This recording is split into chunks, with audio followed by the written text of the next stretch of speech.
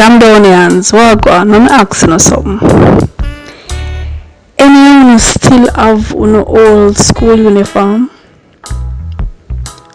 From all high school, all age school, primary school, even all basic school, who still have their uniform? Cause you know some of my mother them, you know, they're very sentimental and then put up them something then, because you have some parents where where still have them notebook where they used to use at school, still have them textbook wrap and clean, and well the page them look brand new, you know. So you still have some adults where have them something that they still have them school book. So I don't know if they still have their uniform too. Do you have anything from your old school days? You have anything from your old school days where as a kind of memorabilia, you know, as a kind of keepsake? As a teacher, sometimes me see parents give the children books, like textbooks, where the parents used to use at school, and it wrap and clean and pretend see as a child get it. Cause maybe you know them give them as a resource book for use now enough for them class. You see as they get it, the condition with in, you know, because is a whole different work ethic, and caring for things is a whole different generation.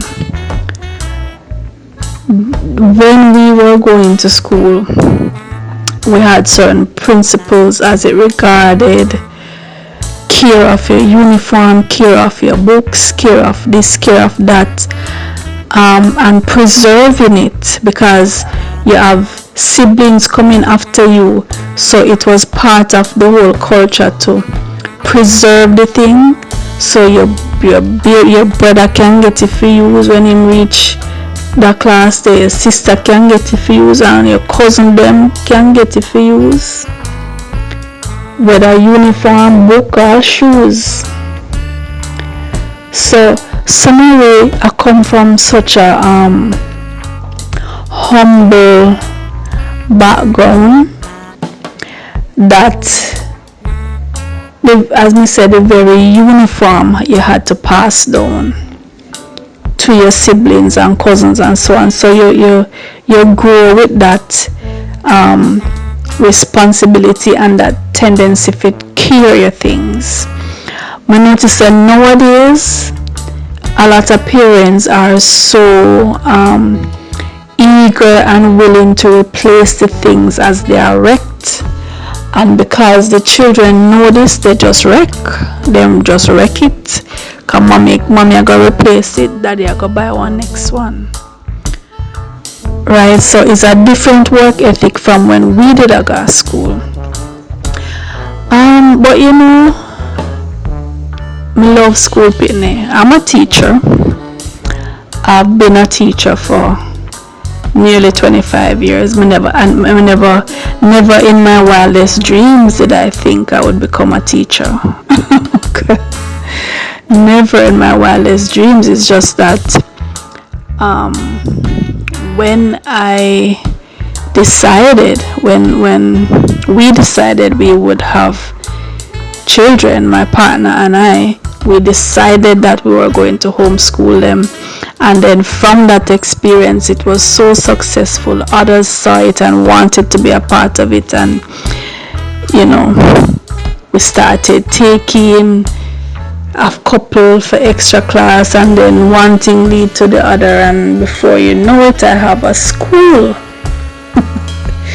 I have a school now that I operate, but never in my wildest dreams did I think I would be a teacher. But I've always absolutely had a love a passion for school children, just for the whole idea of school days and peer bonds and alma mater, your love for your alma mater, your love for your uniform, love for your school song, love, just that patriotism towards your school. Me always have that from a little I come up. Now, our system, we having been under the British system, and then even after emancipation, we still had that legacy of the British system in our schools, in our courts, in our politics and so on. So yeah, we had the stern headmaster or the stern headmistress would have give you some caning, if you step out of line, punish you certain ways. And they had the drills, the timetable drills. You had to speak the Queen's English. That's how we were raised in school, from that legacy of England. And most of our readers, most of the comprehension book, they were British based. And so we grew up on stories of Dick and Jane and daffodils and daisies and pansies, and we don't know where them they're sitting there. We don't know where them they're sitting there, but that's what was handed down to us as a part of that British legacy, and that's what was fed to us. We considered ourselves little Englishmen, most of us, at least our teachers did, and they tried to get us to accept that. What I noticed, a lot of people from my generation, though they are very good English, very good at English, written English, spoken English. Yes, you can, if you bring in your patois, because I love my patois. But you're still very versed on English, because that's how our teachers raised us to be, taught us to be, nurtured us to be, because they thought that was a superior thing.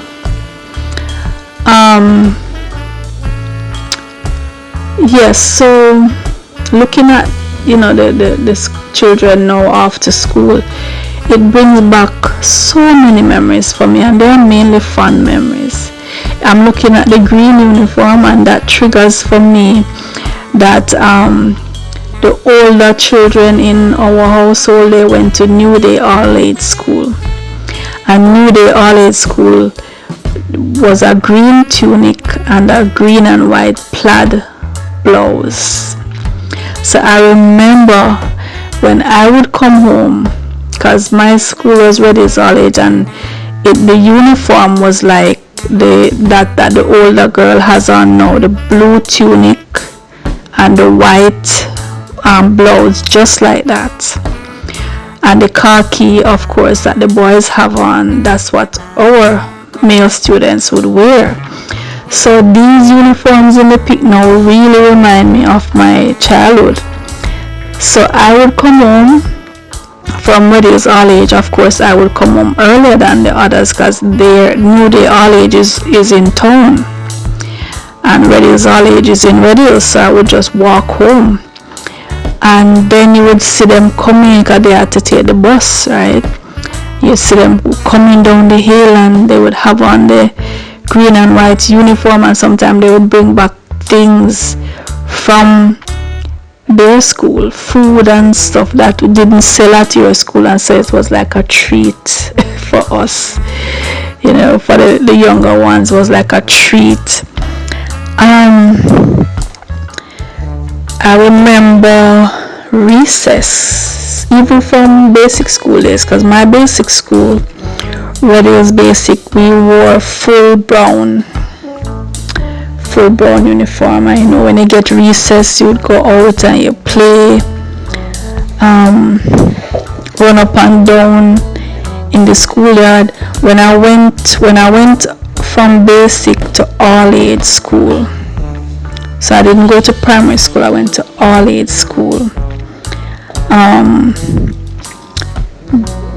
That school, Red Hills All Age, it was situated on a hill in the middle of a graveyard. I think that was the Methodist church. I think it was a Methodist church, Red Hills Methodist Church, and a huge graveyard. And the school was at the top of the hill, so we would have to walk. The road ran through the graveyard up the hill, and you would have the vendors would sell stuff when you got recess or lunch break, and they would actually set up their stalls on some of the graves, or right beside the graves. And looking back, we were up and down through the graveyard because that was the schoolyard for the most part. As a child growing up, and by the way, my childhood was very rich and very happy and very full of wonder, as well as it was full of moments of depression and despair in some cases, because I had a condition as a child. My skin was very blotchy, right? So they used to tease me about the spots on my skin, and then I was introverted, so I was kind of withdrawn in myself. I was considered mixed, so that again separate me from the mostly dark-skinned children. And then I was very bright, so that's another thing that separated me. So everybody used to call me, they referred to me as Joy Daughter. My mother named Joy Daughter. Everybody know Joy Daughter, bright Joy Daughter, with the spotty foot them. And so there were a lot of lessons to learn from that, and a lot of strength came out of that. If you're interested in that journey, my childhood growing up in Red Hills, you can check out my book Spotty Dopey. It's one of many books that I have written. But if you're particularly interested in that, my Jamaican childhood and growing up in Red Hills and going to Red Hills All Age and all the struggles and so on, you can check out Spotty Dopey. It's available on Amazon.com. I remember, the school days for me, and looking at school children, even now, looking at them going off to school, what it means to me is just seeing their innocence and all of the potential with them have. The fact that they are, for the most part, so carefree, and they are so blatantly honest, brutally honest, uninhibited, and they just enjoy the simple joys of life. I remember even us coming home from school, we used to, when we got lunch break, we would go home many times, go home for lunch, and you would get your cornmeal porridge, a piece of bread, and it's a simple lunch, and for you it was enough. And then you go back up, walk back to school. Coming home, you'd walk in the group and everybody talking and laughing. Even though I was a quiet child, I would always observe, and I would enjoy seeing others interacting and listening to them. Even though me never talk much, I enjoyed the exchange.